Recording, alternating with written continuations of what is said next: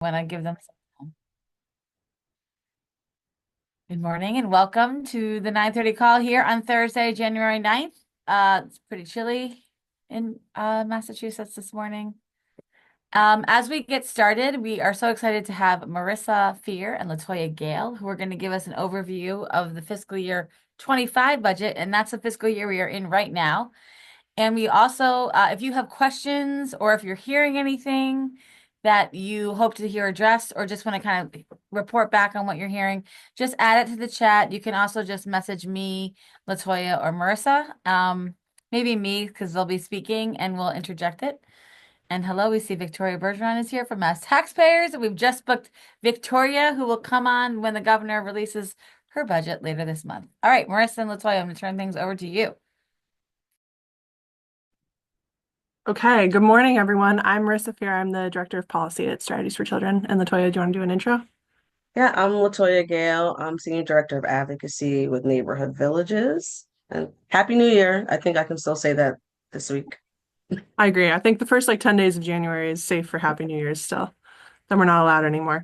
And Right. yes, it is cold in Boston. Ao, can you turn on the screen share for a second? Oh, yes. And Thank you. Marissa and Latoya, tell us a little bit about you and how you came to be in your current role. Oh, yeah. Go ahead, Forgot about Latoya. that part. Oh, I'll go. First. Okay, I'll go first. So, I'm Latoya Gayle again. I came to be in my current role. I did advocacy work in the K through 12 space. Um, and I always say that I am trying to bring the audacity that K through 12 has into the early ed space. I want early ed to feel entitled, deserved, not, we can be kind, but we don't have to be nice about everything. We can demand what we want. I'm just trying to bring a little bit of that audacity down to this space. And that's how I ended up in this role. I always lead with, I'm also a mom of four. So, and my youngest is 3. So I'm actually in this space personally right now. So, and I'm always happy to be here with everyone. Living it. And I'm Yes. I'm Marissa, as I mentioned. I started my career as a early educator in a center-based classroom. Um, did a little stint in grad school where I was an intern at Strategies for Children. That's how I originally became connected to Amy and Titus. Went back to my program and became one of the directors, and then came back to Strategies right when the pandemic started in 2020. So I've kind of been bouncing between Strategies for Children and early ed classrooms throughout my career. Okay, so hopefully you can see this, and I shared screen correctly. We are going to jump right in because we want to cover a lot of ground. We had an hour-long presentation a couple weeks ago. We're going to try and do this in 30 minutes. So Latoya and I are just going to switch off and go through a little bit of what happened in the FY25, so fiscal year 25 state budget. And then we're going to start talking a little bit and preparing you all for next year and actions that you can take along the way. So, first thing I'd love for everyone to do is go ahead and put in the chat the number that corresponds best to you. So, number 1, if you are either the caregiver of a young child or if in your role you interact with children and families every day. Number 2, if you do not interact with children and families every day, but you do occasionally.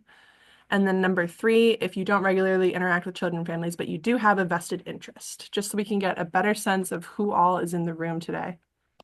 I'm going to put mine in the chat as well. All right, seeing all the numbers pop up. So we're going to start with what happened. The first piece of this is Massachusetts passed the annual state budget on July 29th of 2024. So this budget is going to be in effect until June 30th of 2025. Even though it's in effect until June 30th of 2025, next year's budget cycle starts in January. So we're going to start planning, having discussions. It kicks off with Governor Keeley. We'll go into that a little bit later, and then sort of flows to the legislature, and we'll see their various proposals throughout the next few months. So feels crazy to already start looking ahead to the next fiscal year's budget, but this is a really important time to get started with that advocacy, and we'll wrap up our presentation today with that piece. High level, in the state budget, mostly funding levels for early education and care were sustained. So we sort of saw level funding across the entire system. There were some new investments in early education and care, but if you look at sort of the big picture number, it's around the same. And there were a lot of policy reforms that were included in the state budget. This was from a bill that was originally filed earlier in the session and was supported by the Common Start Coalition. So we're going to talk a little bit about some of those policy reforms as well. Some of these were included in the line items where you could see sort of the numbers associated, and then there's some language that goes with it that talks about how the dollars should be spent and some additional details. But most of the policy reforms were included in outside sections where you can see really detailed language. It looks very similar to bill language in that section. So here's just a quick visual for the visual learners like me. You can see that over the past few years, funding for early education and care has gone up really significantly. But when you look to last year's funding, to FY25, the current fiscal year's funding, it's around the same levels. So just wanted to give that quick visual for those who want to get a bigger picture of what funding has looked like for early education and care over the past few years. So now these policy reforms that you may have heard about. So I'd love for everyone to put in the chat. I saw a couple questions start to pop up. As Amy mentioned, we'd love to dive into those. But, what do you know about the budget that passed last year? What are some of the pieces that you've heard were included in that? What are some of the questions that you might have had? Do you feel like you have a good understanding of that? Feel free to pop some of that in the chat just so we have a better sense of where everyone is coming to this conversation. And as you're doing that, I'll go through some of these highlights, and then we can turn to the chat really quickly and see what some of the questions might be. So when we think about families, one of the highlights that was included in the budget last year was an increase to income eligibility for childcare financial assistance. So previously in Massachusetts, the income eligibility was 50% of the state median income. That will be going up to 85% of the state median income. I believe January 15th was the date that was written into the budget. And could have potential to expand beyond that to 100 to 125 in the future if funding becomes available. So that's some pretty significant increases in terms of the families that will be eligible for financial assistance. It also limits what families will have to contribute as a parent fee to 7% of their income. So the current parent fee schedule that is in sort of operation for EEC is very close to that percentage, but as we think about expanding to a larger number of families and expanding the income limits that are eligible for child care financial assistance, this kind of affordability metric was really important to advocates. So when we think about educators, there's a couple things that were included in the budget. So the first is talking about career advancement opportunities and new benefits. So, teacher scholarship, there was some sort of changes to language to the existing higher education scholarship program. There was a new loan forgiveness program that was written into the budget for early educators. And then there was some language and funding to go towards staff childcare financial assistance. So if you work in an early ed program and you have young children, how are you sort of receiving access to childcare financial assistance? We're going to circle back to that a little bit later when we talk about childcare financial assistance, because we know that what you all may be experiencing right now is different than sort of the intention that was behind some of the language there. And then finally, this is kind of the headline. It also outlines a sort of path to increased compensation for early educators. So we're going to talk a little bit about that on the next slide. What I've done on this next slide is sort of outline what could happen in the future. This is not what will happen. This is sort of the intention behind some of the language and the discussions that were happening as the original bill language was drafted and then what was ultimately passed through the state budget. So just to give you all kind of an overview of what could be moving forward and some of the sort of goals of this advocacy effort to increase compensation for early educators. So the first piece of this is creating an operational grant program in Massachusetts. In the state budget, we sort of made that program permanent through state law. So we all know that the Commonwealth Cares for Children, the C3 grant program, began in Massachusetts a few years ago. And this sort of made an operational grant program permanent. So we can think of C3 as that operational grant program for now. The second piece of this was the state budget language directs the Department of Early Education and Care to develop a career ladder with minimum compensation for each level of that career ladder, and that some of that should include parity with the public school educators. And that's really important when you think about, someone who has the same degree attainment or the same experience as an educator that might be working in a kindergarten classroom. How do we ensure that there's pay parity between those two professionals? So that would, significantly increase the current pay schedule for early educators. along with that, I think this big question of, well, where are programs, where are directors, where are the owners, family child care providers for their assistants? Where are they going to get the money to do this? That's sort of the big kind of question on this. And we all know that, the current business model for childcare won't allow for those increased salaries. People would have done it a long time ago if they were able to. It's not possible. Parents can't pay more to afford it. We know that staff salaries sort of are staying low to be able to keep family affordability low. It's this kind of balancing act that exists between those two pieces of the system. So what we know is needed is increased investment from outside of either parents or family childcare and center-based programs, which means that it's going to have to come from the state in some way. So we're going to need increased funding levels that are sufficient to cover that increased staff compensation flowing into the early education and care system. The way that the budget language sort of describes this is that the Department of Early Education and Care would then distribute that funding through an operational grant program, C3, to programs. So it would sort of flow from the state through EEC out to programs, and then programs would be able to increase the compensation for their staff. So in order to continue receiving the operational grant program moving forward, programs will need to be in compliance with that new career ladder compensation guideline to the extent possible and to the extent that funding allows. That was really important language that we wanted to make sure was included there, because we know that without that funding, it is going to be impossible for programs to increase staff salaries. And then finally, for educators, they're going to receive those increased salaries and additional benefits through their employer. So it won't really change from the educator standpoint. You'll just see pay increases along the lines of the new career ladder. So again, this is sort of, I know we've talked a lot on the 9:30 call about how bill language and advocacy and proposed policy changes are really just ideas, and that implementation matters. It's a really important part of the process. So we wanted to kind of outline the idea behind this, how this might flow in Massachusetts, and what we would want to see is ultimately educators, family child care providers, center directors, staff working in early education and care getting increased compensation. That is the ultimate goal, and how that's going to happen is sort of what we've outlined here.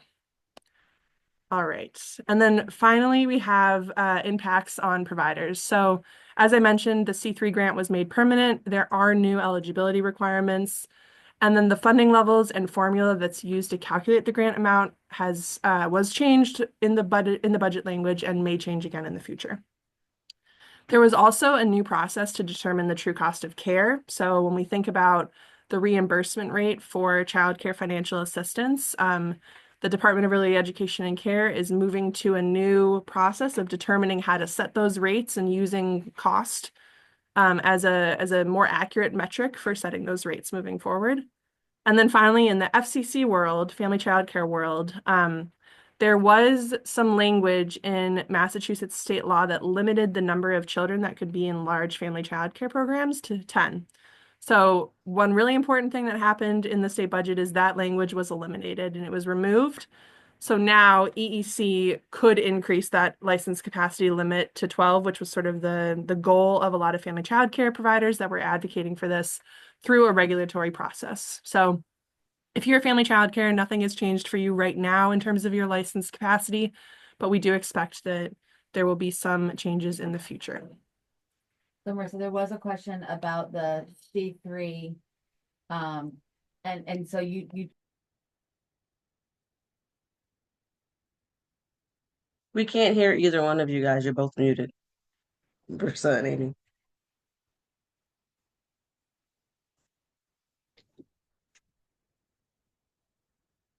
it was my understanding is that the grant stayed the same, which is true, that the amount stayed the same that the legislature allocated. So 475 was the same, but there was a dramatic increase of new centers qualifying for the grant. So I would say centers that maybe came into the process that had not been funded before. So not necessarily centers, but new people accepting the grant funds. So if you have the same pie and more people want the piece of that pie, right? Everybody gets a smaller piece. Right, exactly. Right. Marissa, in the interest of time, do you want to just jump to like the real talk slides and then we'll just jump into? Yeah. You Let's know do what's it. coming up. Right. Um, Going along with the questions that we're seeing in the chat and what Marissa's already said, we have these real talk slides. Like, yes, we did get policy change, but in reality, how are they landing with people? Yes, income eligibility for families was increased to 85%, but the reality is that we know that this is frozen due to limited funding and it's frustrating for families. It's impacting program enrollment, and we just don't have the capacity in our system to serve all families. Yes, we do have free community college, but we still need career pathways to support it. Um, so educators can find the opportunities that fit their needs. And yes, we have a scholarship, but sometimes there's some confusion about like what exists, what programs get loan forgiveness, and we also need to create more programs. Marissa, you want to go to the next one? Sorry. I'm moving through this fast too because I'm looking at the time. And yes, like Amy was just saying, we do have permanent C3 funding in language, and it was level funded. But to keep this program robust, we need more funding. It's good to have the language, but we're going to need more funding so the program can still be impactful. Um, and then setting reimbursement rates and other funding to reflect the true cost of care. We know that EEC is still wrapping up their cost modeling, so that we can actually begin to see that providers can begin to see this. And then the cap of 10 children is removed in law, but EEC is still going to have to come up with the regulations and that process so providers can actually serve more than 10 children in FCC programs. So maybe we should just jump to like FY26 in our 10 minutes. And so understanding our budget process, what's coming up right now, in a couple of weeks, we'll get the governor's budget. Then we'll see what she's put in there. We anticipate the governor's a supporter of early ed and care. So hopefully it looks good. But we'll be back. I know Amy will do something. I know Neighborhood Villages will do something to help break down that budget once we see it. Then we have a couple of months that we can be doing advocacy because we have until April for the House to put out their budget. Then we have May, the Senate's budget. June, we know we have conference committees, and maybe this will be the year that we'll actually get a budget by July 1st. But we'll see. That's what the process should look like. Let's see. Where should we go next, Marissa? I can say just a quick bit about this Yes. too, and then we'd love to hear from you all in the chat too. I'm trying to answer questions as quickly as I can in the chat as well while Latoya was going through all that. Um, So as we think about the context going into the next fiscal year, we thought that some things were really important. So, Steele, I was just about to respond to your question where you said, how can state policy impact federal dollars? I think it's an interesting question. There's a lot that Massachusetts has been doing. I think Massachusetts is really a leader among other states across the country and sharing your experiences, sharing some of the good sort of policy decisions that our legislature has made over the past few years has been really influential and I think impactful for our congressional leaders as they're talking about, bright spots that are happening across the country, the impact of some of these things. So not as much direct impact on federal dollars, but I do think that raising those bright spots is really important to the federal conversation as well. In terms of federal, there's a presidential transition that's happening later this month. And it is really important to know that a large percentage of funding for early education and care in Massachusetts does come from the federal government. So if there are shifts in the early education and care funding and Head Start, that will have a direct impact on what's available in Massachusetts. I think the other really important thing to acknowledge is that if there are shifts in other areas, so in healthcare, in immigration, whatever it may be, those will also have impacts on Massachusetts' state budget, whether it's Massachusetts needing to allocate funding to fill some of those holes and not being able to use that funding for other things that they may have wanted to if things had been sort of the same. So all of that I think is really important context going into the next fiscal year. The other really important thing is that while a lot of those dollars do come from the federal government. Massachusetts is investing a lot of state dollars into early education and care. So as an example, the C3 grants, those are fully funded using state dollars. So I think there are a lot of sort of protective elements in early education and care as well. The sort of best thing that you all can do right now is to start establishing strong relationships with your legislators. So one of the ways that we want to help support that is we've been doing a first year meet and greet on the 9:30 call. We're going to be scheduling that for February.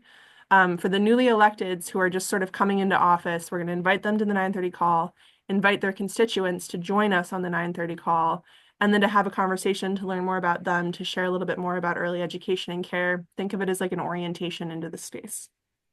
Beyond that, would really encourage everyone to reach out to your legislators, establish that relationship, get to know them. You know, before you have an ask or you want to talk about the next fiscal year's budget, just get to know them and start that sort of off on a positive foot. Right. Talk about what you're experiencing today and what last year's budget has meant for you, sort of some of those real talk slides that Latoya was going through.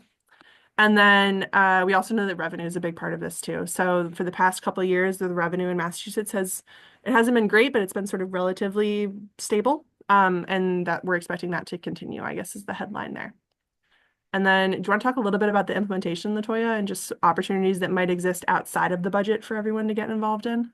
Right, yeah. Again, we got some really great language into policy last year, and so there's so many opportunities to help how that policy will be implemented. EECs, we're lucky in Massachusetts that we have an EEC and that they have a great relationship with the people. So there are a lot of opportunities. You can see they're doing work around family access, around program stability, quality, and workforce supports. I think we can post the meetings when they're having meetings and what they're going to be talking about there. But I would also say just to reach out to EEC and reach out to the board. If these things are impacting your work, they need to hear from you. They're always happy to hear from you. As they're thinking about how to implement these policies in ways that are impactful to the field. We have another slide too, where I know we're trying to go through this fast. I'm like the circle slide. Um, here are some of the major topics that EEC is going to be working on this year for anybody who hasn't seen these things, and we're sharing out these slides anyways. But for anyone who hasn't seen these, and that's licensing regulations, um, budget recommendations. They're doing stuff with family, friend, and neighbor care, which is new here in Massachusetts, like focusing on that. Somebody asked a question at some point, I forgot about pre-K access. It was earlier in the chat. I don't even know where it is now.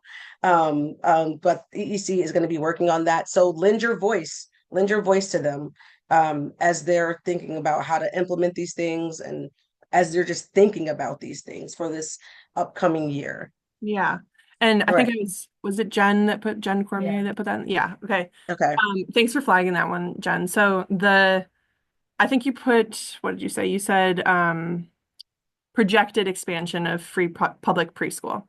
Okay. So I'd love to reframe that to there was a proposed investment in public preschool in Massachusetts. And when I say public, I mean publicly funded. So Massachusetts is committed to preschool through a mixed delivery system. So when I say that, I mean family child care, center-based early education and care programs, and public school. So what was proposed in Massachusetts but was not funded through last year's state budget, the governor proposed continuing to expand the CPPI program, which is the Commonwealth Preschool Partnership Initiative, which really all that does is sends funding to communities so that they can start planning efforts so that early education and care programs, center-based family child care, and the public school can collaborate on quality, that they can think about itinerant services. So the children that have special needs in that community, what are some of the resources that they need? How can we send, occupational therapists, a BCBA